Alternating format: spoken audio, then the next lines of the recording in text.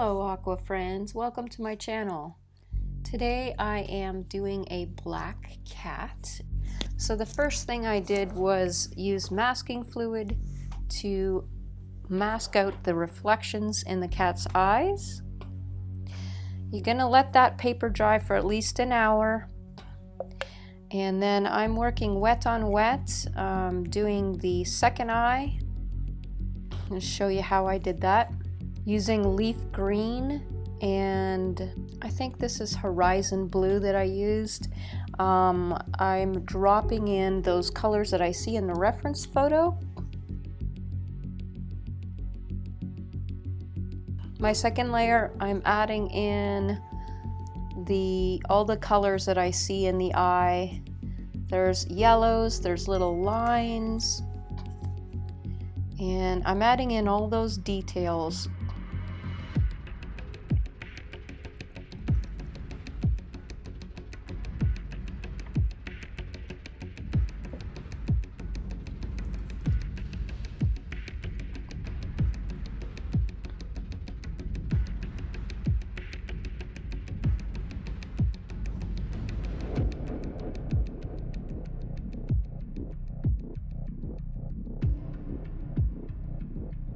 Along with the details, I'm going back over those saturated areas with some more leaf green.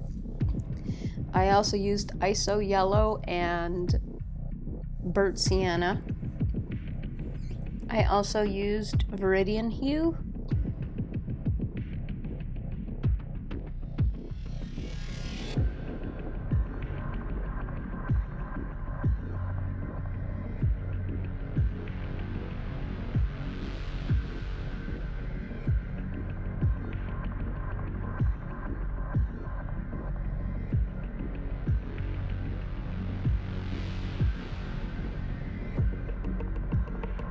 And going on the other side and doing the same thing for that eye.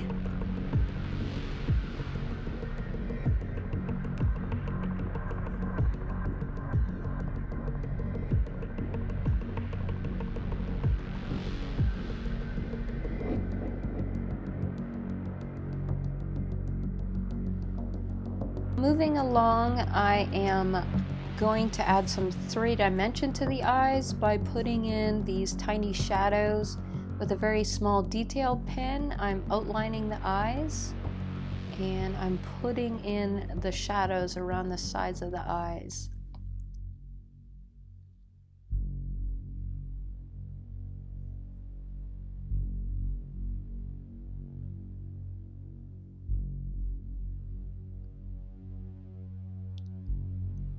So wetting that first and then adding in indigo is what I'm using. It just makes a very nice soft shadow effect. Now moving on for the underpainting for the actual cat, there are some purple and blue tones. There's also some warm tones on the left-hand side of his eye. So I'm adding in all those colors.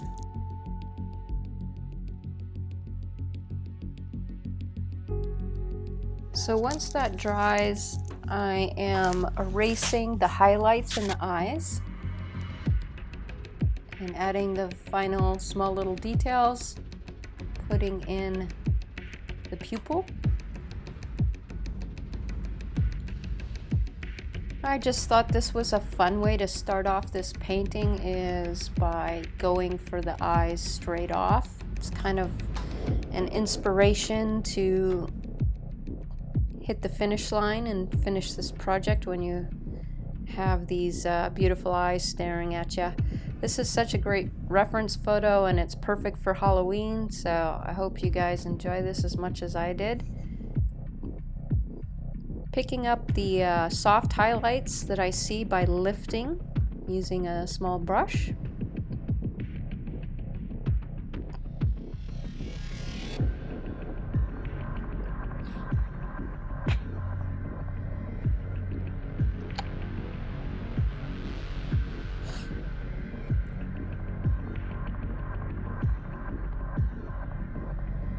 Alright, so I'm wetting the rest of his face so that I could put in the underpainting for the rest of his face.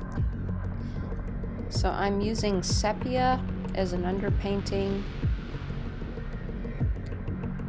for all the areas that are kind of brown. Little hint of burnt sienna in there where it's warmer on that right hand side.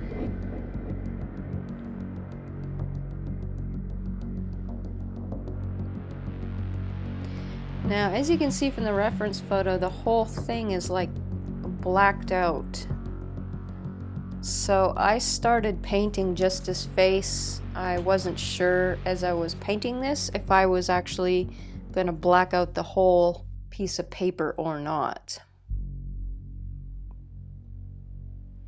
You could do just his face. I think that also is a very effective and would have been fine for me to stop there.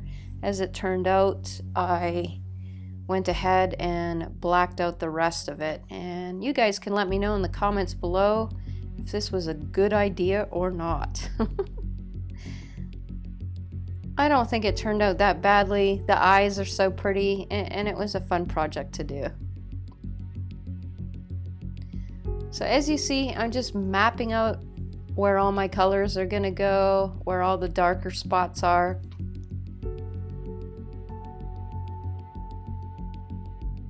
Even though this is a black cat, you can see that there are some brown undertones to his fur. And his nose is kind of quite bluish purple, and so that's why I decided to put the underpainting of blue right there. Okay, so now I'm getting darker with this underpainting. I'm going over and adding more of the browns.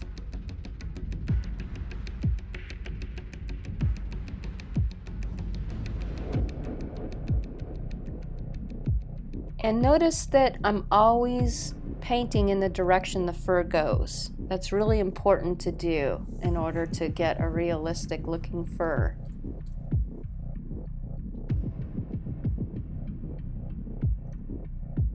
Continuing going darker and darker. Re-wetting that area that's dried so that I could add in some more brown. Along the edges of his face, it's pretty kind of like a brownish fur, lighter color.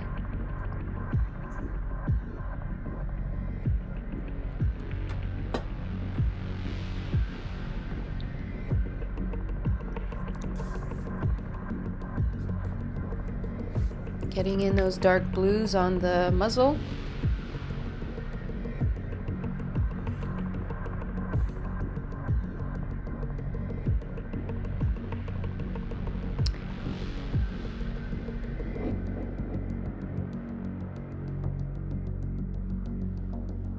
I like to turn my paper as I'm working, so whatever works for you guys.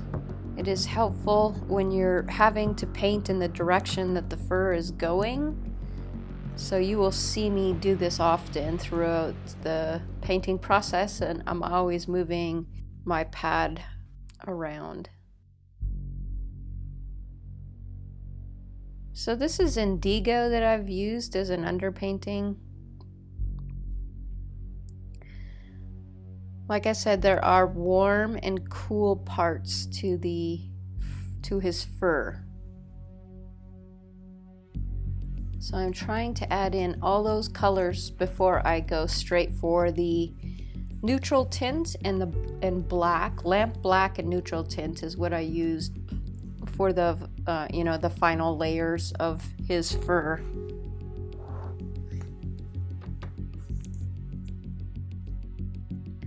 Using a rigger brush to get those small little hairs.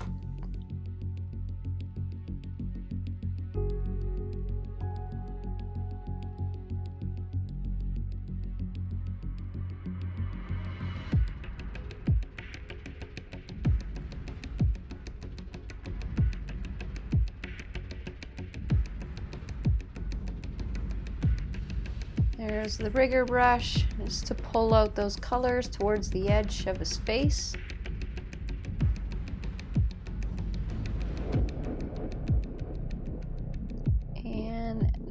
is when I am starting off with my neutral tint. Well, the paper is still wet. I'm starting to lay down at least that first layer of neutral tint. He is a very dark cat. He's a black cat, so as you can imagine, I had to use many, many layers to get the effects that I did in this final project.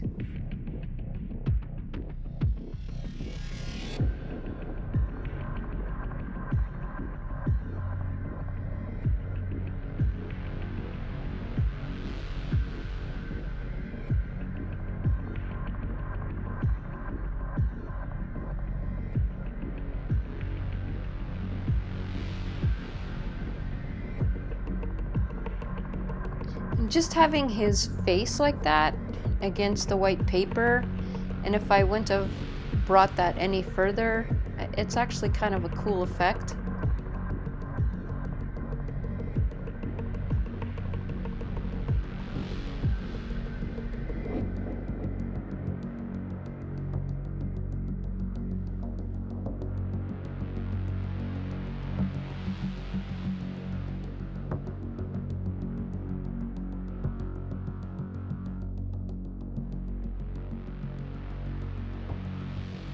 Now that it's dry, you notice it dries a lot lighter.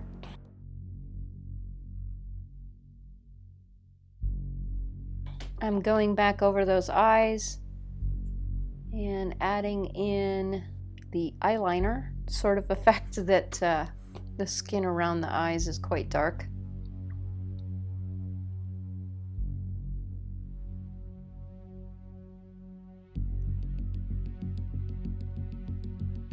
So I have a very small little detail brush here. I think it's a size 0 Princeton brush.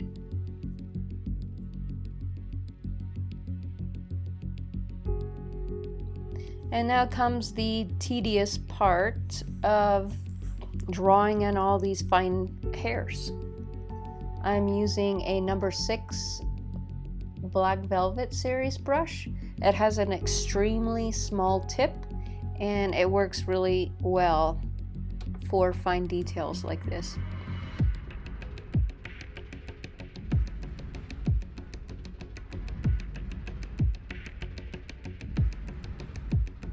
So by painting in this manner, we're starting to get the texture of the skin. It's actually starting to look like hair now. This will have to be done many times to get it as dark as it needs to be.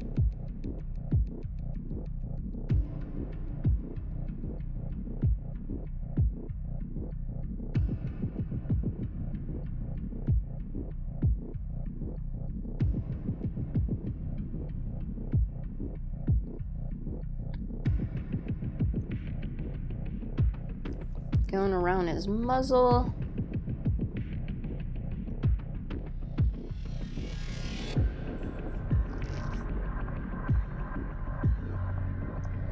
And so basically we are going to work the right side of his face in the same manner. So moving on to the next layer, I'm wetting things down first a little bit so we can have a softer effect and just get this really dark neutral tint in there. All the strokes are going to show through, so we're still going to get that really nice fur texture, but we need it to be a lot darker. So as I'm adding the neutral tint, I'm wetting the areas first and dropping in all those really dark colors.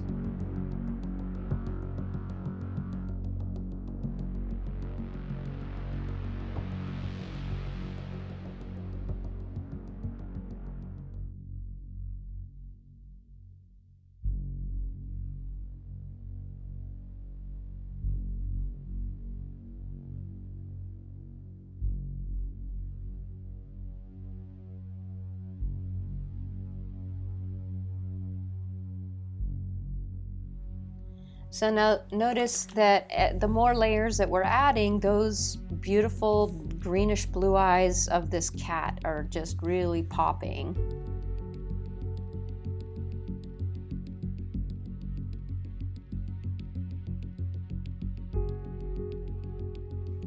also lifting some of the strokes around his eye, right around the fur right around his eye is lighter, and so I'm pulling up some of the pigment there.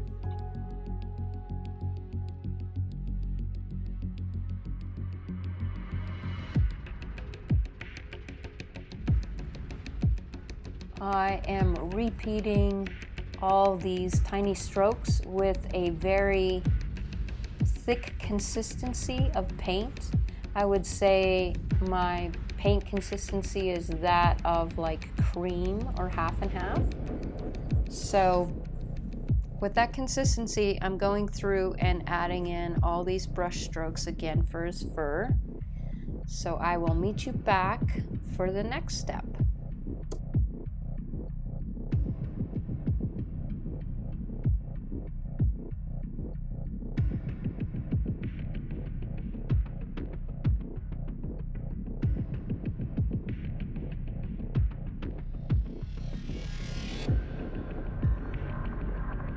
Going back in and adding some more brown.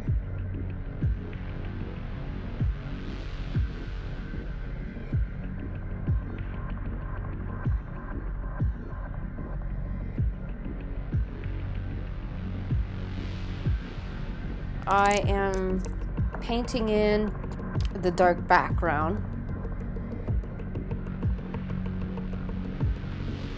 To get it as dark as I need it to be is going to take quite a few layers. So after I finish this first layer, you'll see coming up here, I started wondering if this was such a smart idea.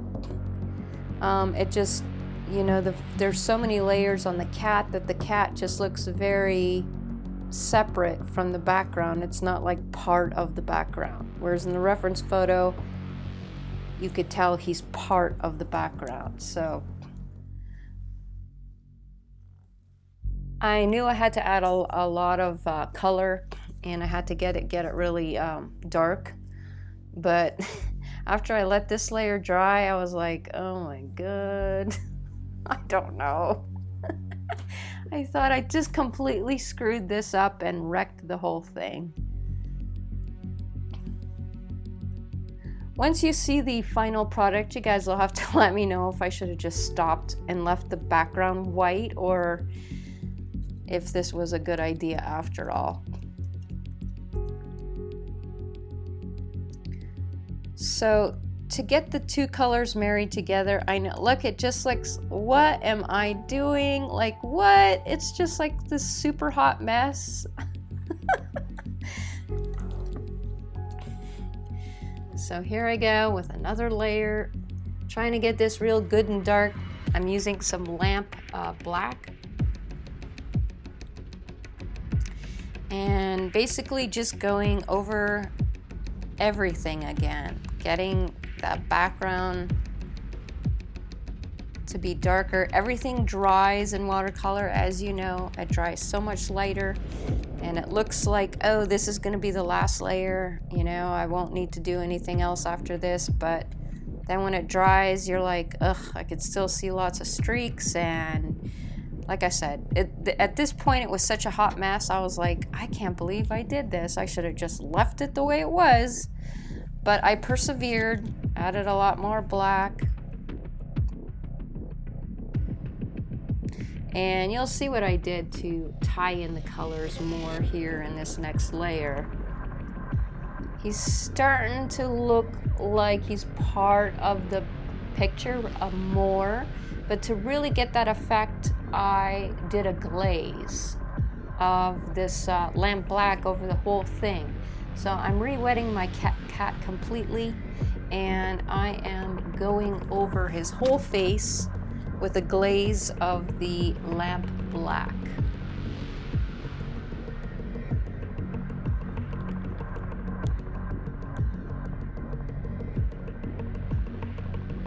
It was the only way to kind of connect the two parts together.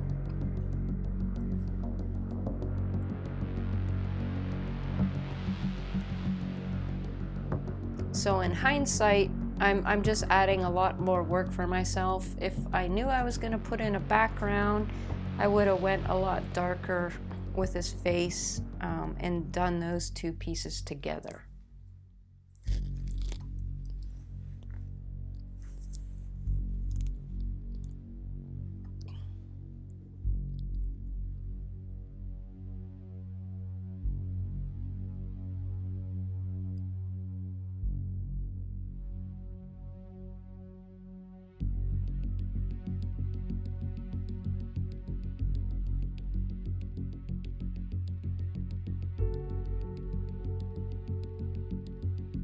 So I am doing the other side of his face in the same manner with the same glaze.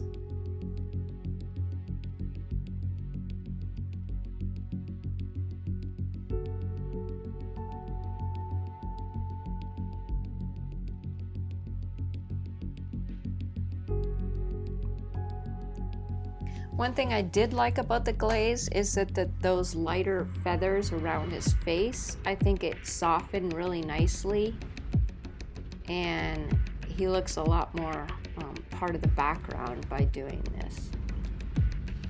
So you don't have to watch me painfully doing this all over again. We're going to skip ahead to some of the final parts that I did, and we'll have this cat done here.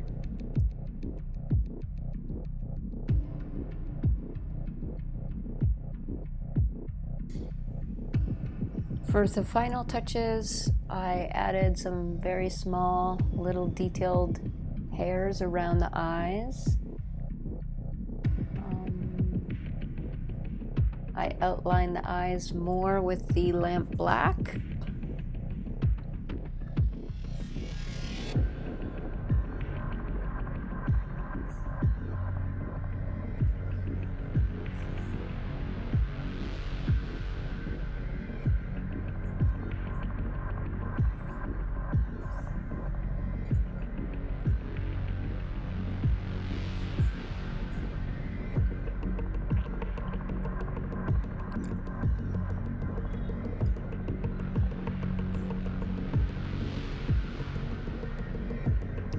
And I lifted up some of the areas around his eyes that I needed to. Some of the lighter areas. And with a script liner brush and some opaque white, I am adding in those final touches of the lighter hairs and whiskers.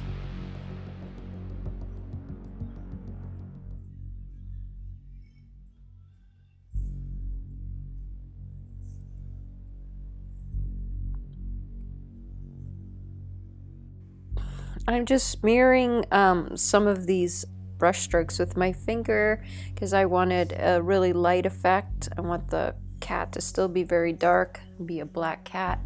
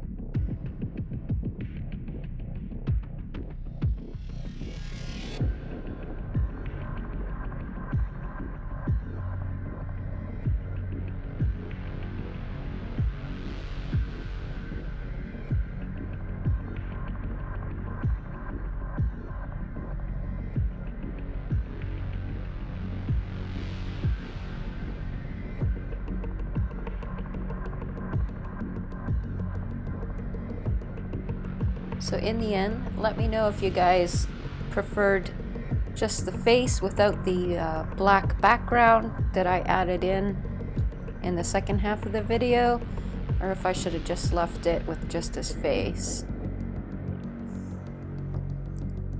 See you next week, guys.